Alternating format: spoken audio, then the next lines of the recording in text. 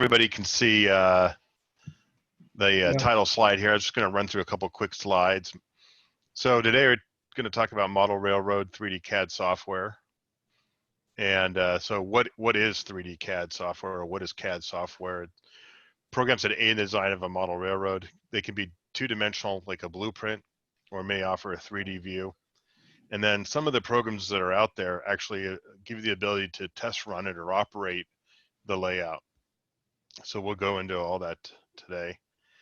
So why use CAD versus a piece of paper? It's precise. The best thing is you can't cheat on the curves. If you set your minimums, the computer will really hold you to that. Most of the programs have libraries of manufacturer's track, so you're using what's really there. You know, you can calculate actual easements using the software, so you don't have to guess. It'll actually use some of the formulas that are used in real life. Track spacing. So if you want 2 inches on center or 2.5 inches for a yard, the CAD programs give you the ability to be precise in that. Track elevations and vertical kinks. So you can track and monitor where you might have some big transitions and can account for that in the software. And then a lot of them also have other 3D aspects such as terrain, buildings, signals. Drawback is some of these programs are expensive. Sometimes, you know, if you're doing just a small layout, the complexity may not be worth it. It might be just too much of a tool. But if you're doing a garage size layout or a bedroom size layout and bigger, it's probably worth it. For me, it is with a switching layout. And then there's a learning curve. If you're not used to a CAD, it's a big learning curve. If you understand some of the concepts of a CAD, it's a little bit less of a learning curve, but every program has its own nuances. So there's a little bit of a decoder wheel of trying to translate one program to the next. When I was prepping for this, I just went out there and took a look at some of the programs, and one of them, CAD Rail, says it's 3 to 20 hours to learn their program to kind of get started. So I thought that's a pretty fair assessment depending on what your previous experience is. And then, like anything, you can become its own rabbit hole. You can become the armchair designer where all you do is just tweak your CAD program and never actually get out there and build it. So then you can do 3D. So what's the nice thing about the 3D? You can test for track occupancy by putting cars on the track. You can look at clearances, checking size and proportions, and then operations. So you can operate and see how long tracks are, sidings are, and then do that not just in the context of how many cars it can hold, but if I actually had a train come through, what can I really do?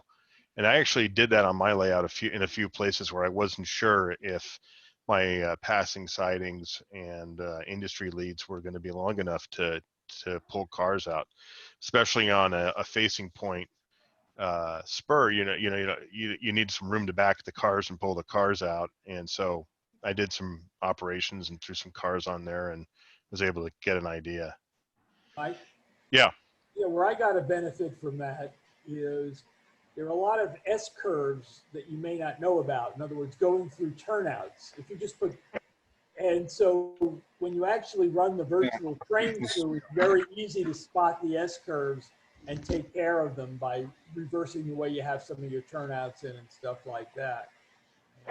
Yeah, in the software, it seems to accentuate that. It makes it real obvious. Yeah. Yeah, that's a good point. If your goal is to do a virtual operating, like you want to virtually run trains, there may actually be better options than a CAD system. There are VR train simulators out there for all the different platforms, as well as a bunch of train games for Android and iOS. So there's some things to consider there. There are also, if you're looking for fun and just to kind of play around, there's actually other options too that are games. And my kids actually play a board game that is actually quite fun. So you compete to make routes. So it all depends on what you're trying to get. If you're trying to get gameplay out of it, if you're trying to make it a real life, feel like you're really driving, if you're trying to build a layout and run it virtually, depending on what your goal is, there's actually different programs out there. So I've put some links here to different simulators that are out there, and I can send the links out later. So what software is out there for CAD, which is really first purpose is to design a layout. Third, PlanIt, which we'll look at today. It's about 125 bucks.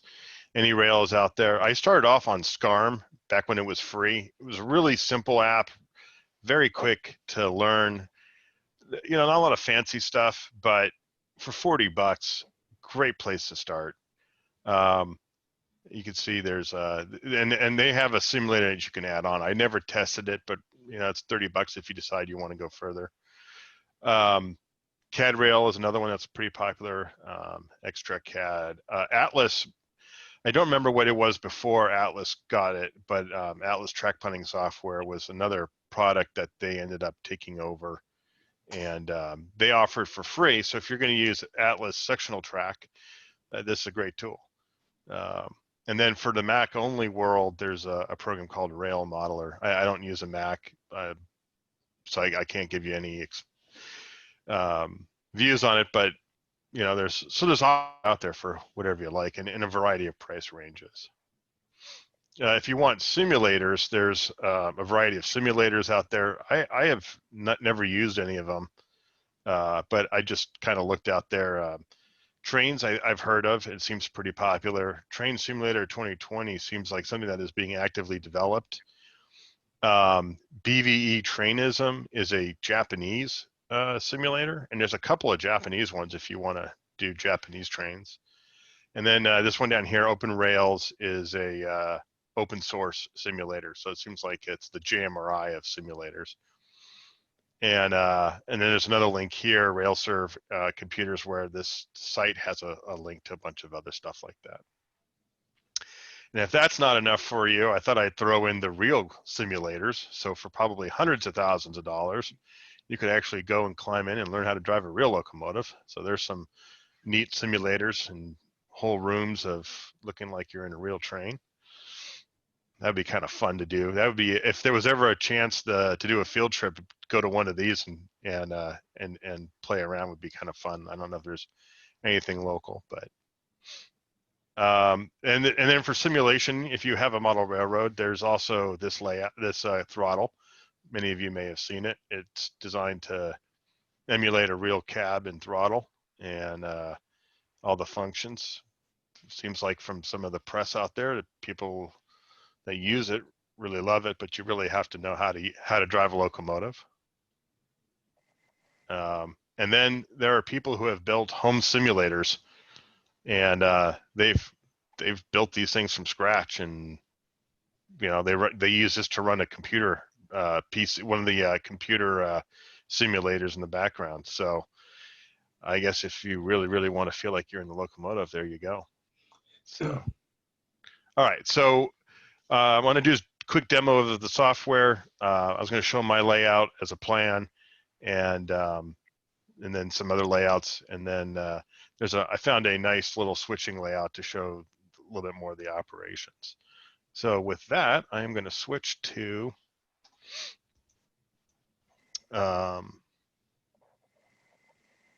I'm going to figure out where my Zoom went. Here we go.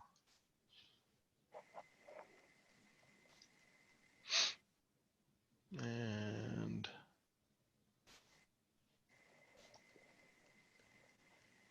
does that look like, are you still looking at the slide, or do you see the CAD program? It looks like we're seeing the CAD program.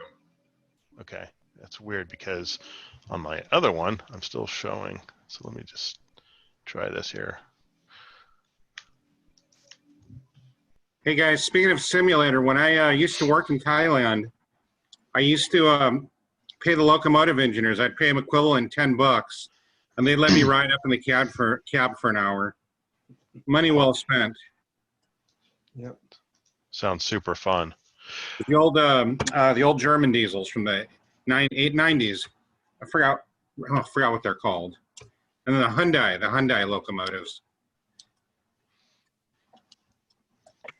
All right, so this is the interface using Third Planet, and you have a grid. You define it to the size of your space that you want. You've got inches. You can do it in standard or metric, and you have the option to add shapes and sizes. So here's a circle. Let me move it. And your shapes can then can turn into track in the future if you want. You can use them for anything you want to do. So once you define your shapes, you can start to then create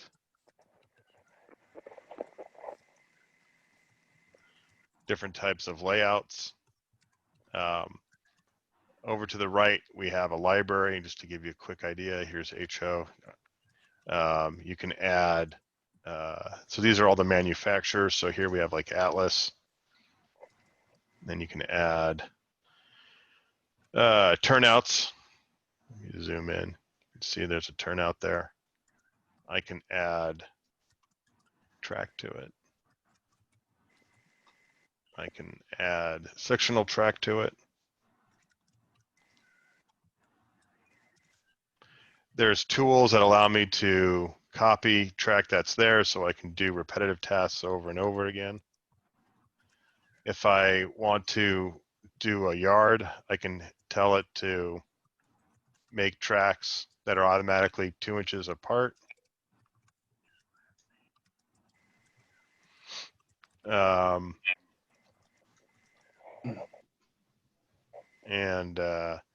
I can then put in my own flex track. So here's an example of a piece of flex track. I set the starting point. I can then set the end point. And it will tell me all kinds of things about this piece of track. So if I click on it over here on the right, I see an R tells me my radius is 1 inch. The length of this track is 57 inches. I can see my elevations. I can go in and I can make some tweaks to the angles to it. Get into the properties here. I can control the elevation. I can control by setting a starting height, an end height, or the grade. And I can select one to be constant and use the others to change it. I can change the color of it for coloring purposes. And as you start to build it out, you can just keep going. The other thing that's nice is everything is layers. So I usually put the track on a layer. You can put your bench work on another layer. You can put your scenery on another layer. You can put your rolling stock on another layer, and just keep going that way. And you just keep building up from until you get to what you want. So I'm going to pause there because I didn't want to get into a tutorial. Just to give you, the idea is just to give you a kind of an idea of what a CAD program does. Questions, thoughts, comments, jokes? I got a question. Mm-hmm. You mentioned that you could specify a minimum radius. Yeah. Will it impose that on your flex track? Yeah, you can, and then you can also come up to tools. Where did I see it?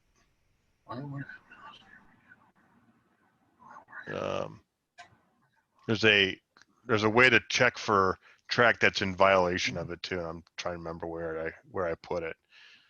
No,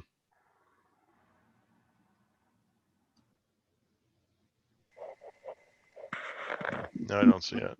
Yeah. Mike? Yeah. Yeah, I found that the library was very good when I redesigned the west end of the mains at Ford. It has all the I think almost every fast track template is included in there. So people who were building the turnouts were using fast track templates, and we just got it right on going. Yeah, which is, I'm trying to remember why I picked this program, and I don't remember exactly now, but I knew I wanted to do fast tracks, and fast tracks is one of they have a complete and full fast tracks library. So that was something that to me was important. You know, I'm trying to remember where the questionable track is now. For some reason, I'm drawing a blank. But as I was opening up options, this is where you set the spacing. So for normal track, I'll set it for 2, but sometimes like on a staging yard or fiddle yard, I set it to 2.5. This is where you can set all those features. I haven't done this for a few years, but I thought if you set the minimum at the very beginning, it doesn't let you violate that. Yeah, that's what I thought too, but maybe I didn't, you know, I'm just on a blank. Sure, I know, I understand. I'm not. You can set your default, what brand and type for all your default turnouts. If you're doing a different gauge or a different rail, you can define what your prototype is, and it will adjust your track to meet your prototype. And at the end, it prints out a bill of lading to tell you what to buy. Yep. I'm not even finding the minimum radius now. I know I've set it. You know, the other place where some of that stuff is set is right here in the layer settings. So maybe it's in here. Questionable track. So here's horizontal clearance 2 inches, vertical clearance, maximum grade. So it'll give you all the warnings, all this. You can define what your ballast profiles look like, and then yeah.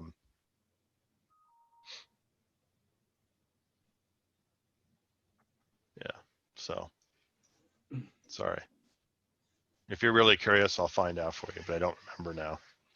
So so that's that one. Let me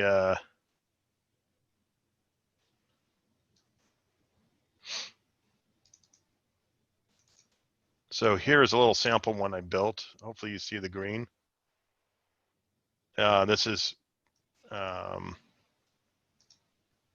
was made with Atlas Flex Track on a green board, and I made a little contour here, a little siding. So if we look at it in 2D, it's a nice oval. And then if I go to 3D, there it is rendered. Hopefully you guys are seeing that.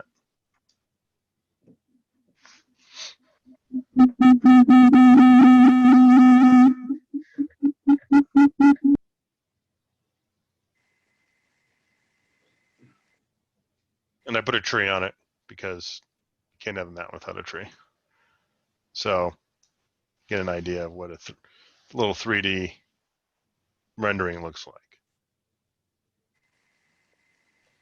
Judging by the silence, everyone is in complete awe. Mhm. All right, now I'm going to switch to. Complete awe here. All right, so let me close that window. So let's go to. Oh, you built a complete model of LAMRS and had been running it every week. I did. You didn't see it? So this is my layout in my garage, this busy looking mess. So as I start to turn off layers, it becomes a lot easier to look at. So I will turn off.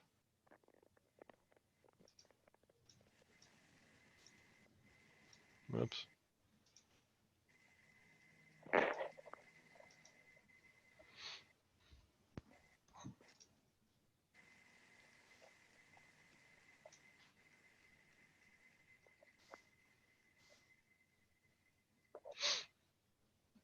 So I'm going to give everybody a quick.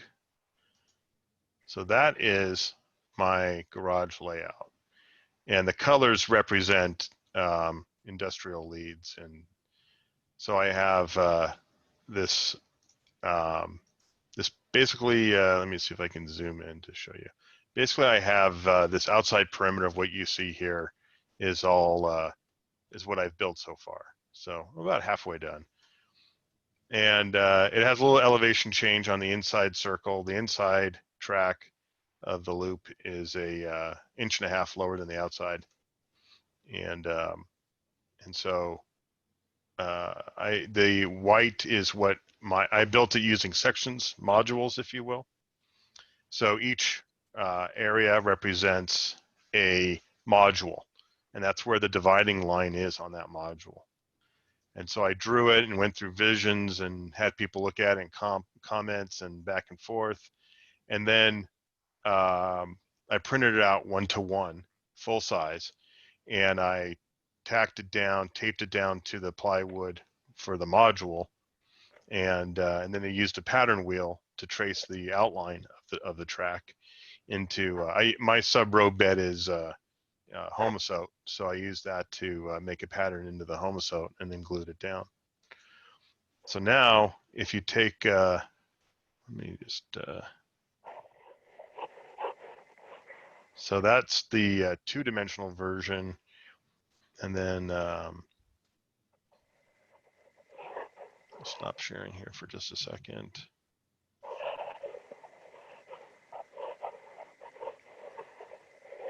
Hey, Mike, dumb question. Where's the garage door on that drawing? Yeah, I'll show you here in a second. Let me see if, so if I use a different CAD program, this is SketchUp, you can kind of get an idea what it would look like using a different type of CAD program. So hopefully you all can see that. So it kind of loops around. You have kind of this inner circle, and then you have an outer circle. And the garage door can open, and you can get access to the industries on the far left side. So that's what we're going to look at here in a second. Let's see, I have another one here. There it is from a different view.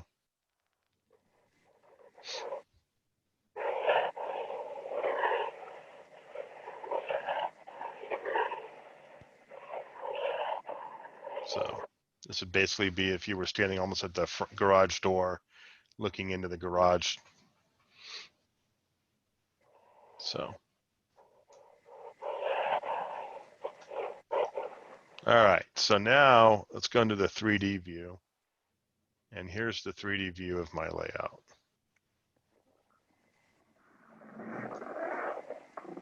So basically what you're seeing here has all been built up to, right, it ends right at the end of this view block. All right, now I'm going to turn on the rolling stock.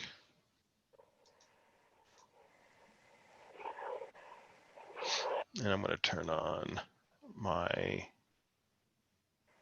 staging layer.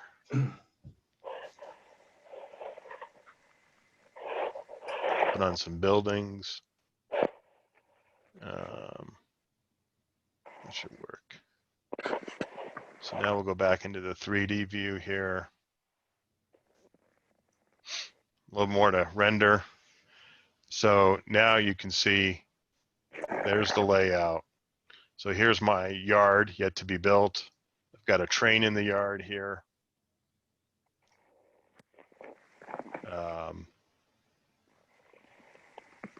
The bridge here would represent Badger Bridge. This inside peninsula is LA, part of the LA harbor.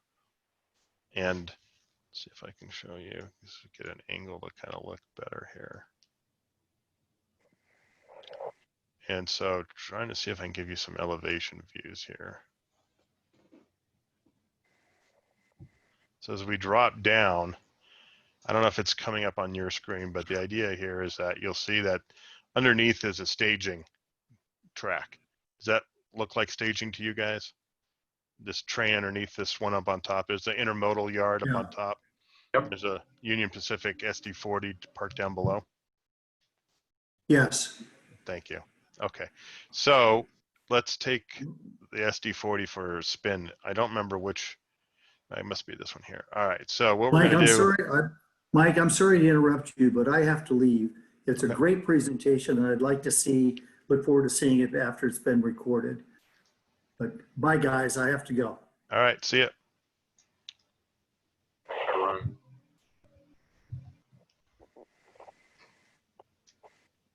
Marty, I assume you're recording it. You're on mute, so I don't know if that. I remembered to record it this time. Okay. All right, so we're going to go ahead and pull out here and try to follow the locomotive. We'll see how that works.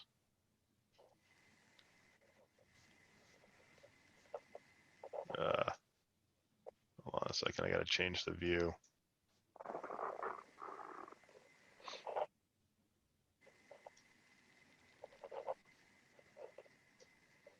I see a chunk of track missing. This will be interesting to see what happens there. Hopefully I didn't mess something up. So there it is.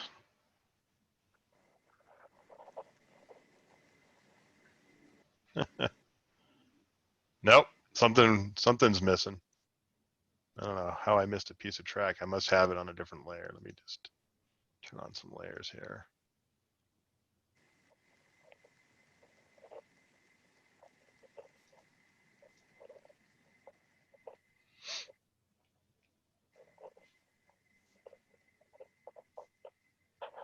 Yep, there it came back. All right,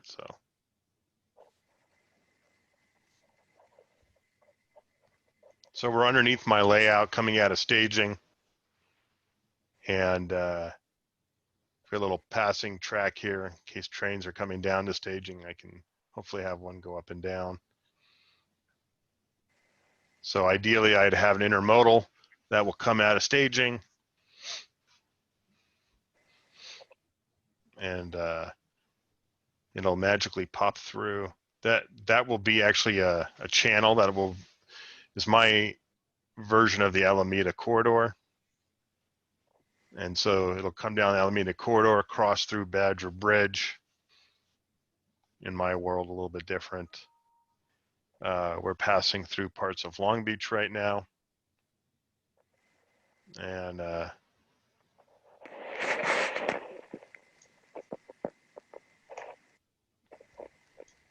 should come out over here in a second.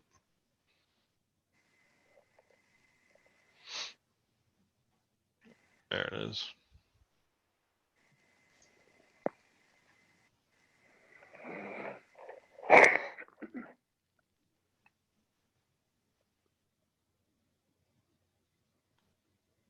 So I use this to kind of get an idea of how everything would work on my layout. So I'm coming into my yard, coming into my arrival and departure track.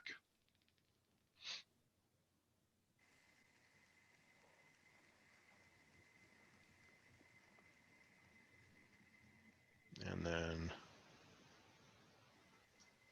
I'll stop it there. So I kind of give you an idea. Let me change the view here. Now I have this red Burlington SD40. I'm going to pull it out, but this turnout is turned against me. So I'm going to click on it. That sounded horrible on my end. Hopefully it sounded better on yours. So this train's going to pull out.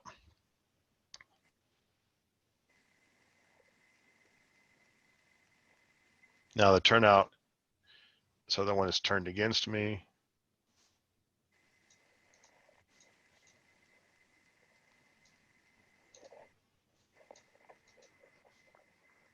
So I can control turnouts. I tested this yesterday, and the number 8 Walther's double crossover, the logic on the 3D does not work. So I had to put in a number 6 last night to get it to work right. So here it's coming out of the yard, crossing over the bridge, and getting stuck. I don't know why. Dirty track. Yeah, even in I just messed that up. So it will tell you if you have track alignment problems, because the train will stop. And then let's see if I can get it to go. Let's see if we can get it to go now. I don't think I backed up enough. That Badger Bridge, is that on getting on and off Terminal Island? Yeah, that's what I want to do is build a real bridge and use it as my lift gate to get into the inner circle of the layout. So Is that the old Henry Ford Bridge? yeah, I think it is. Yeah, I think it is. So here we're coming out to the Long Beach, Maine. The blue is Long Beach, Maine. Great demo, Mike. Yeah, it's really good. And I'm gonna speed it up so we can do.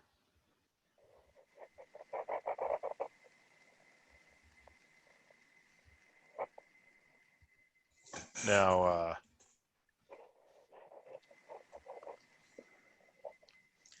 Your staging, is that supposed to be LA?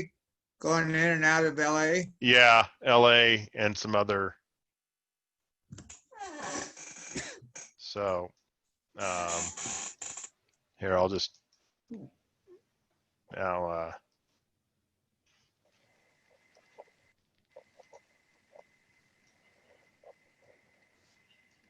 whoops.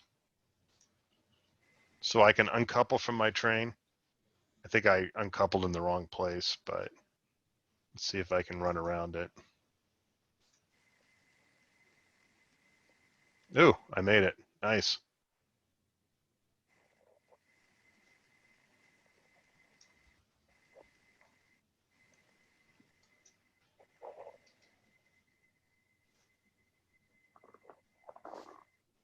Probably have to check for some paint residue after that. Yeah. Well, this will tell you, I mean, it'll tell you if you hit something because it'll stop and you'll sit there and go, what did I do wrong? And, you know, you can slam hard into your train too. So, all right, let's see if we can maybe park some cars. This is not how fast I normally run it. I just don't know how much you guys want to see the back and forth. I just wanted to try to show. I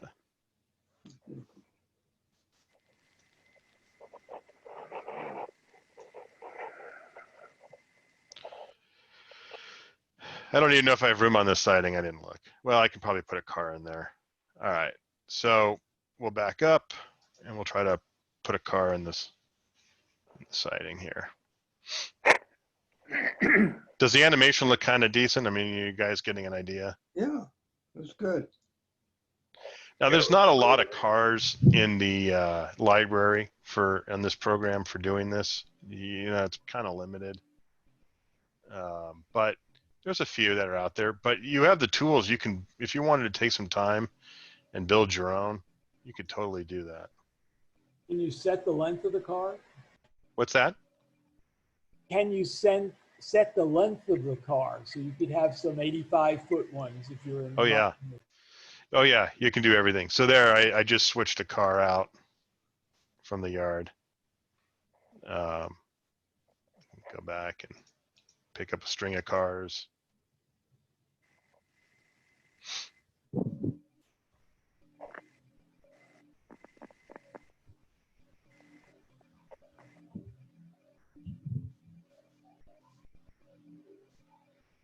This is cheaper than building a layout. You can have just as much fun, it looks like. Yeah, you know, you can have some fun. So I'm not going to go much further on this layout, but you know, you can.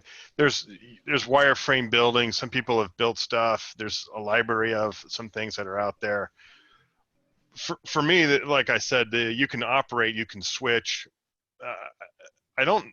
There's no signaling that I've seen, but you know, you definitely can have some basic operations. So this is what I used. I did some of this to test out to see if I could pull two strings of well cars out and still maintain. So right now I'm set for the main, but I don't know if you can see back here. The orange or brown track back here is my industry siding. So I wanted to be able to operate here and still allow trains to move through the main or come up from staging.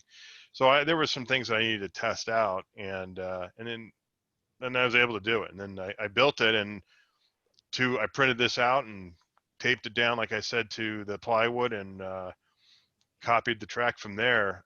This is my little industry switching area back in here. This is Dominguez, Rancho Dominguez.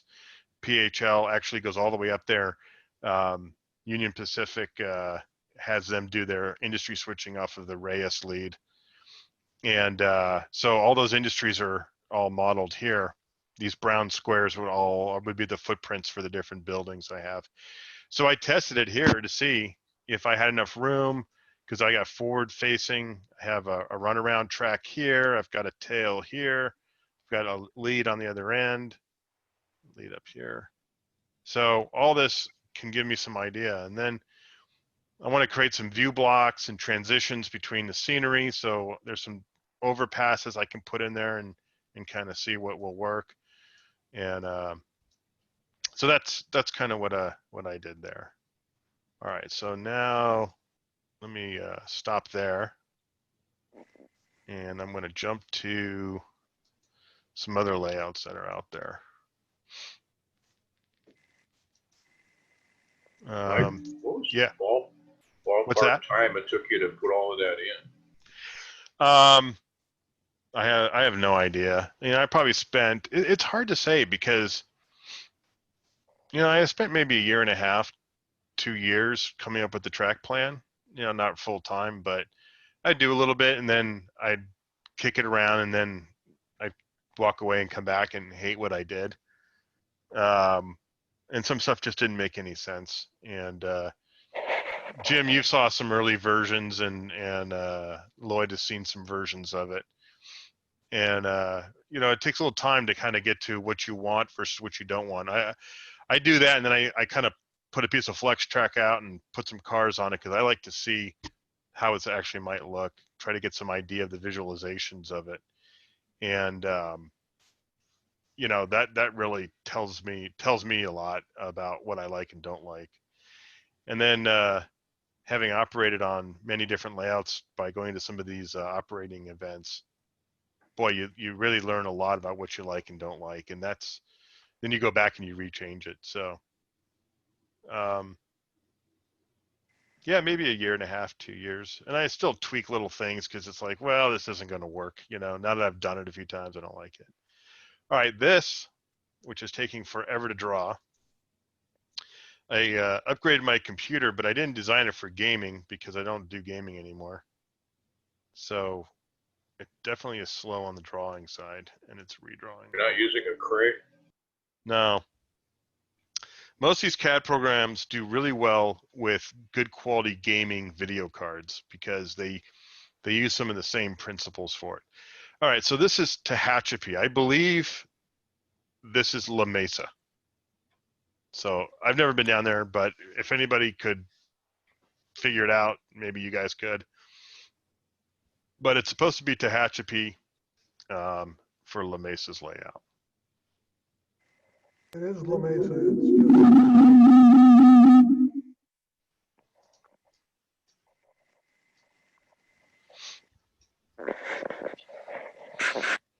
We'll give it a second here.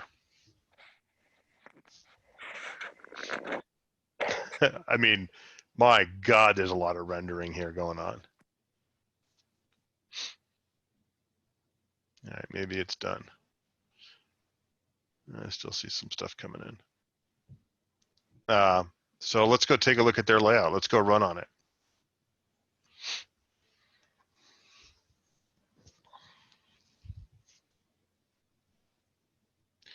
This might also be going slower because I have Zoom up now.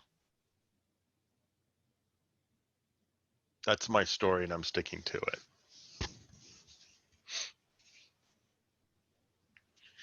least the time remaining is in seconds and not hours. Right.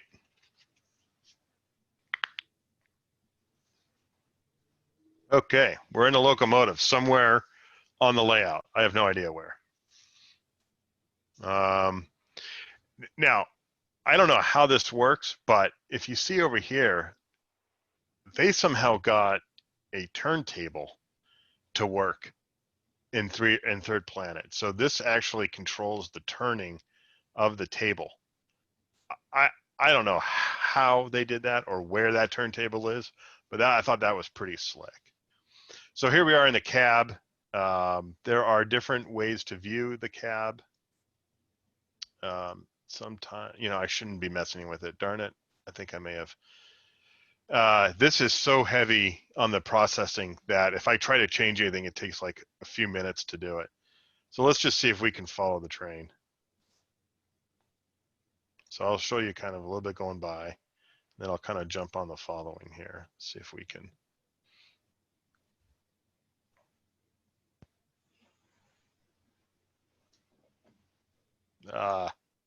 Can you zoom out so we can get an idea where you actually are on the Yeah, layout? let me stop it.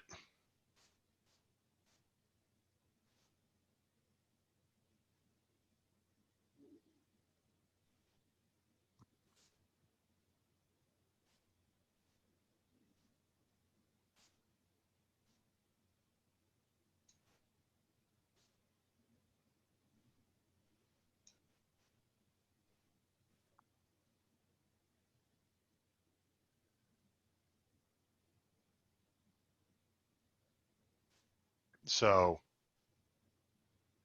I don't know where I am, Lloyd.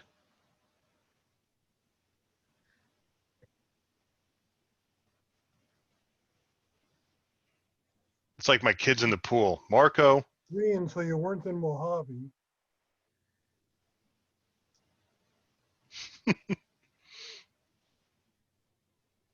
well, there is a train there. We could go try to grab that one.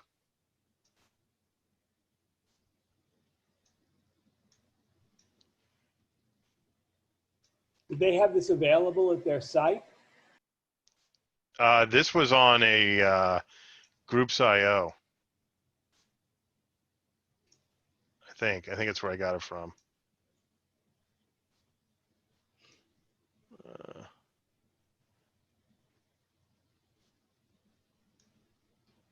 Let's see if anything will. It's probably If not that train's Steam.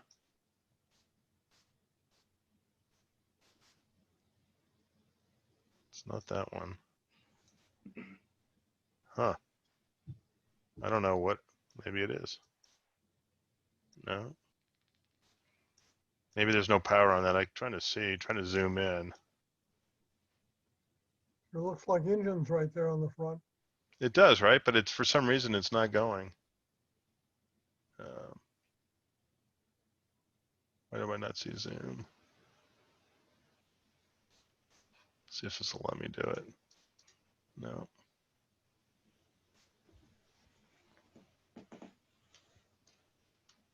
Ah.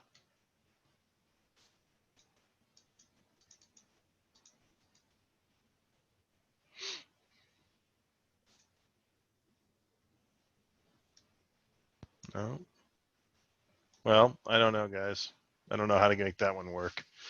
Let's see. Let's see if we can find this guy.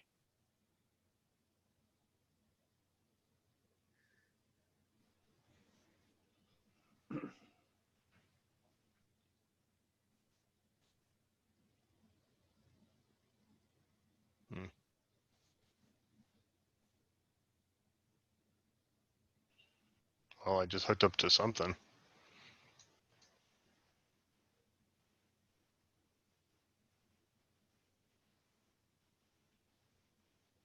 So this must be, That's Mojave up there. yeah. Well, the point of this was really not to run on this layout too much, just to show you kind of the magnitude. I mean, this is the biggest I have ever seen on Third Planet, and this is a tremendous amount of time somebody put into this. I was very impressed with what I saw here, and you know, the other thing is it does weird. This one does weird things. So, anyways, I don't want to belabor the point, but I think you guys get the idea. We can try to see if we can find this one again. A little bit earlier there, it looked like you were showing a cutaway view of terrain. Yeah, it does, because you know, it's rendered, and then as you cut through it, you're kind of going into the rendering. So, you know, the vector graphics in it will do that. We're following the locomotive from some distance. I'm not sure if it's up higher or down lower. Let's see if we can see it.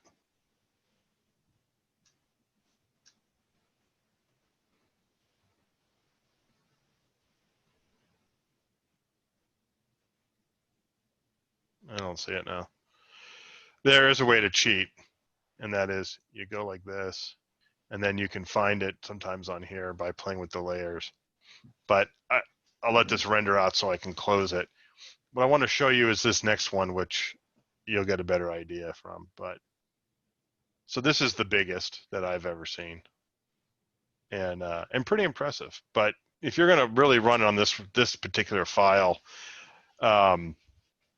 you're gonna need to have a lot of memory and a pretty good processor. All right, let's see if I can close it. Okay, so let's go to the next one.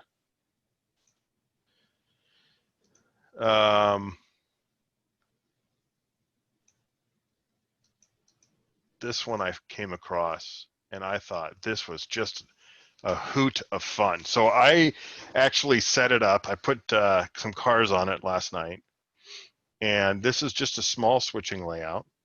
You got some industries, 1, 2, 3, 4, 5, maybe 6 industries. I spotted some cars there, and then I have a train coming on the layout, 3 cars and a locomotive. So let's go into the 3D mode. And this person did a really nice job of making buildings and layout and trees. I mean, just a fun. Now, if I was operating this for my own pleasure, I would probably do cab views and all that kind of stuff. But for here, just because of demonstration, what I'm going to do is I'm actually going to shrink this building in the foreground because it's so big you can't actually see anything. And I'm going to shrink this one down because, again, it's so big you can't see anything. And that will allow us to see some of the activity without having to make you dizzy as I try to move around. So here's our train.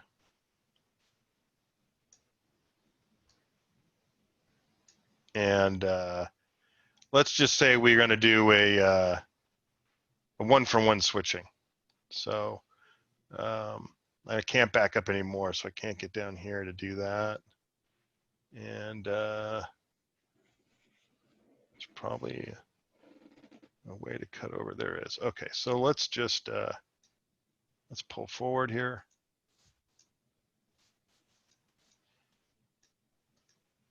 Why won't let me pull forward? Sorry, I must have knocked something off the track.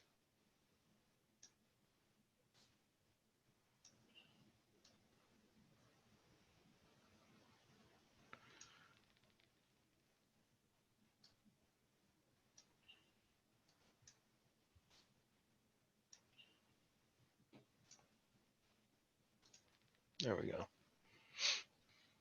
Let's see if we can follow it a little bit here.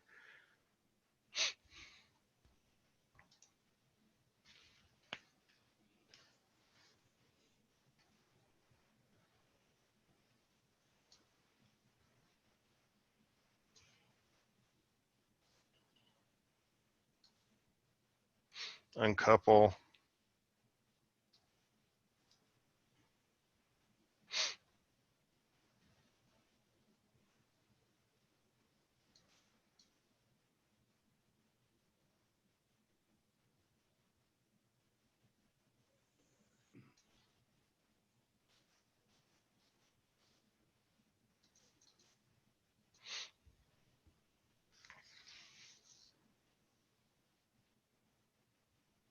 Now I'm going to tell you, I was practicing last night on this little layout here. I probably spent 45 minutes just having a blast with this little thing. Oops, too far. Trying to figure out how it works, and oh no, that's right. That's the wrong. Let's see.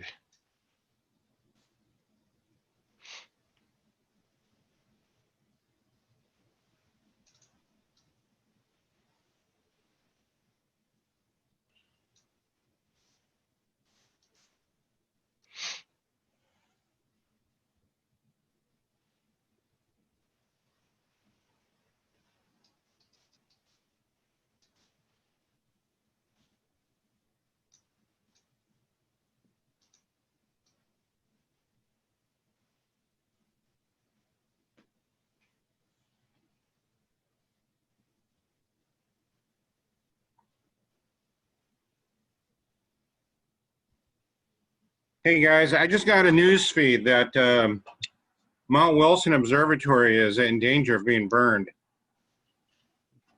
from that bobcat fire. Very, very scary. Yeah, they've been trying to keep it away from there.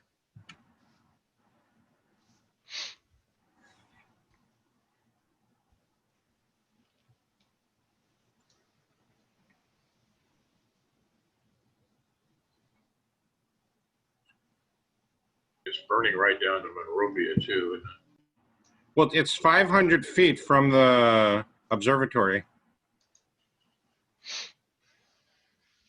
Last night said they staged a fire line at 500 feet all the way around all of the structures up there on top of Wilson. And apparently they're prepared to defend it.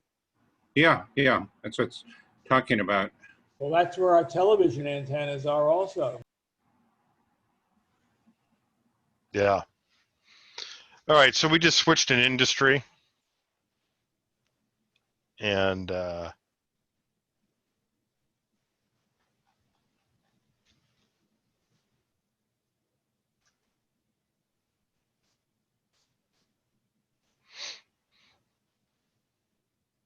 just to give you a little idea of what you can do. I want to see you put some lumber on that bulkhead flat.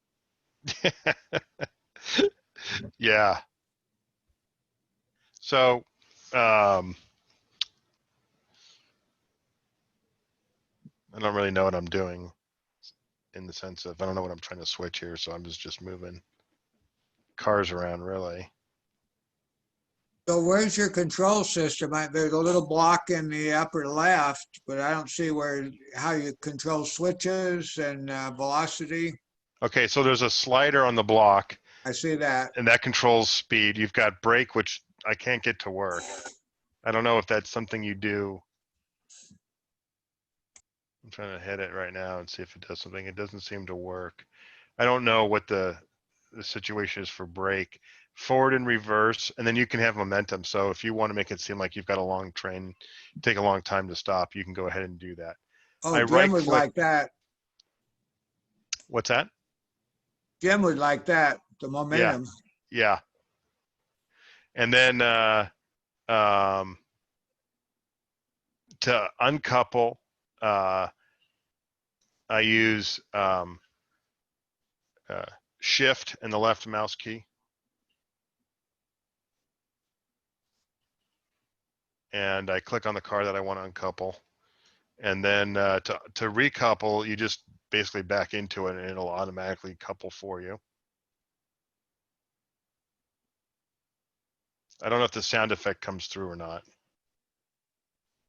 but I hear the sound. And then if I want to control a turnout, I just right click on the turnout. So this one just up above there. And I mean, that's pretty much it. There's a little green and red. I don't know if you guys can see that. Yeah. Yeah, I see it. So when I click on it with the right mouse button, you know, it does its thing. So that is, that's Third PlanIt, and that's kind of what it allows you to do.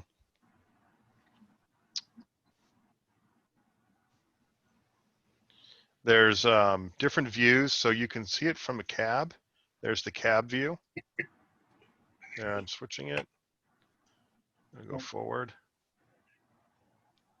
So this is if we were on Ron's layout at the op session.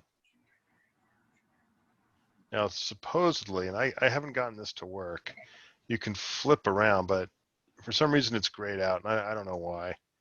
There it is, as if you were following it. So we can back it up.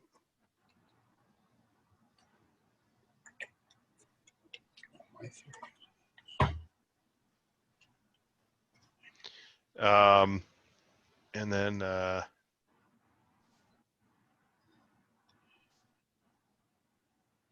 like the trucks. yeah, right. This is just kind of coming over, looking at it from different perspectives.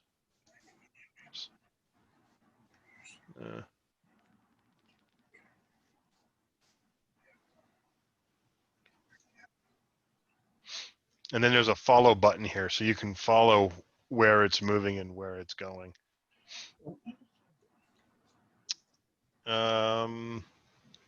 So I think that The is pretty follow gives much, you an aerial view. yeah, you can do the aerial view by changing.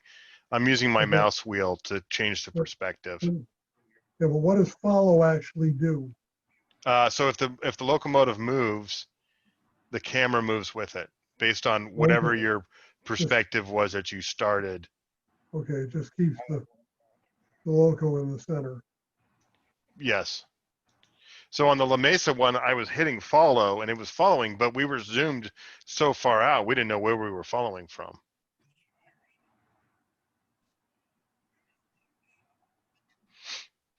So now we have to figure out how we implement follow on a hardware system for our next Zoom meet. Right?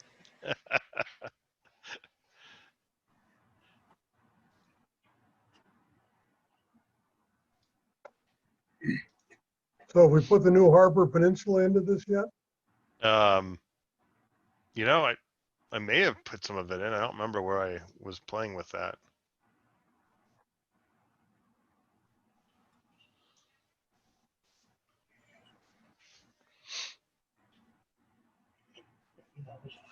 So pretty fun. I mean, this little thing here, I was just moving some cars around like I am right now. And, you know, you don't need a big layout to have fun, you know, and you can definitely have fun. And even with this little virtual thing, you know, it was I was having a good time. So if my goal was to operate trains, I would probably go with one of the simulators, because I think the reality is the simulators provide a whole nother level of realism. Like you're actually in the cab, and from what I understand, some of them you can actually build your own layouts and all that. So they're pretty sophisticated. The graphics will be far better than this. I mean, I've seen little games on my daughter's tablets that would blow this graphics away. But if you're building a switching layout, like Bob Myrtle is talking about building a small little switching layout, just something, you know, about this size, I think, maybe a little, maybe smaller. I'm not sure, but it's a small little. Well, you know, if he wanted to buy a software program, he could do it, put all this in there. He doesn't have to have all the buildings and everything if he doesn't want to, but just, and then go play with it and see how it is. And then if he's like, yeah, I really like that, then go build it. Or he's like, nope, I want this. I need an extra car length here, so I could just get one more car there. And then he can figure that out before he's laid any track. So, Right? yeah. So one thing, even this, certainly this is good for us, we're trying to encourage people in our organization who don't have layouts to participate in the virtual runs every month. And you could start off simply and add to the layout. You don't need a completed layout, just as you, Mike, or even myself, we don't have finished layouts, but we're still participating. And you could build your virtual layout whilst you're still developing it and participate on a monthly basis. Yeah. Yeah. And you know, you're looking at like SCARM is $40, and they have a limited operations for free, and then they have the full-blown operations add-on for $30. You know, for $70, you know, you can get into this thing. Third Planet's I think 120 or $130, but you get all the versions, all the releases, you know, within a version. You don't have to pay the upgrade price. You get everything. And I run it on two computers. I've got it on my home computer, which is what we're looking at now, and I have a copy on my laptop. So if kids are doing something and I want to mess around, I can just do it. So, you know, and I haven't used any other software to know if anything is better or not. But as a CAD goes for drawing, I mean, this is, I like the program a lot. I think it's just a really very powerful. They actually, if you're building a layout, they added a function, this function here called soft track. And what you do is you define your track plan, and then you generate these splines off of that, and you can send the file into them, and they'll CNC route all your splines for you. So you get like all these like jigsaw puzzle pieces, basically, you know, and they hook together. If you've seen the little wooden Thomas trains or the Brio trains, it looks like that, but you know, it's roadbed, you know, or sub roadbed, and you just snap it all together, and now you've got your entire layout roadbed all set, you know, or sub roadbed all ready for you. You just mount it to whatever frame system you're going to use, you know, open box or L-gird or whatever you decide to do, and you just lay your track on top of that. So it's pretty, that's kind of slick, you know, for somebody who doesn't want to do a lot of bench work. You can go right from this to have automatic bench work cut and made for you. Well, you can even buy prefab real bench work. People sell benches that hook up together and stuff like that. Yeah, so if you did that, and then you did your plan here, and then you figured out what bench work you know, footprint you needed, you went and ordered that, then you could have all your splines cut out of this, and then you just assemble it. That's pretty neat. The other thing that this does, it'll do your calculations for your helix, so that's kind of nice. I don't have a helix, so I haven't done a lot with it, but I did kind of look to see what it can do there. You can import and export to other programs. So it uses 3ds and DFX, DWG, which are standard CAD files, and you can export as well. So I've done some of that, just messing around, bringing in objects. I use the free version of SketchUp, so my limitation is SketchUp, unfortunately. But yeah, so let me see. Is anything else?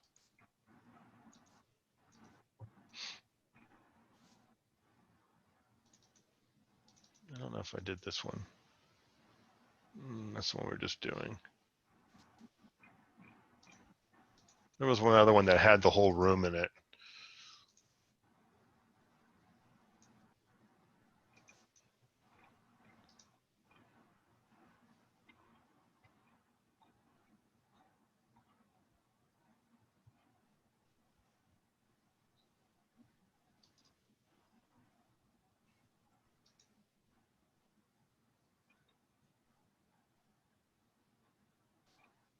This was another little fun one I was playing around with yesterday.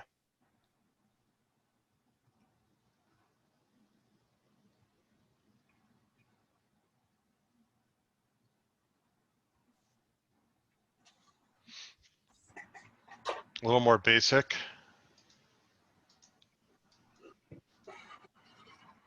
And then it goes into some hidden trackage.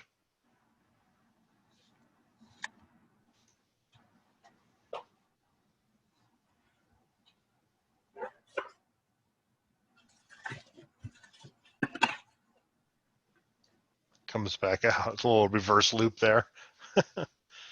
He's got some person put some sidings there and some stuff. So that's kind of a neat little, this is kind of a cute little layout.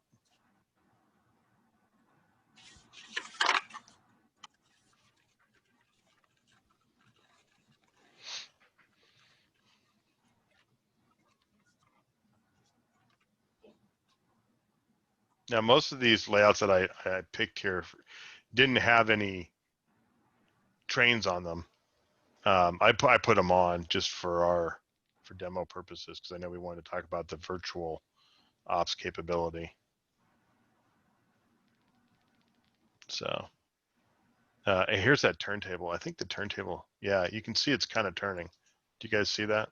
Mhm. I thought Yeah. that was pretty impressive that maybe the program has it. I don't know. I think the program has it as a module. It's been a while since I've used the program, but I think it's a module. That's pretty cool. I didn't know it had that. But that certainly is fun. So, all right, well.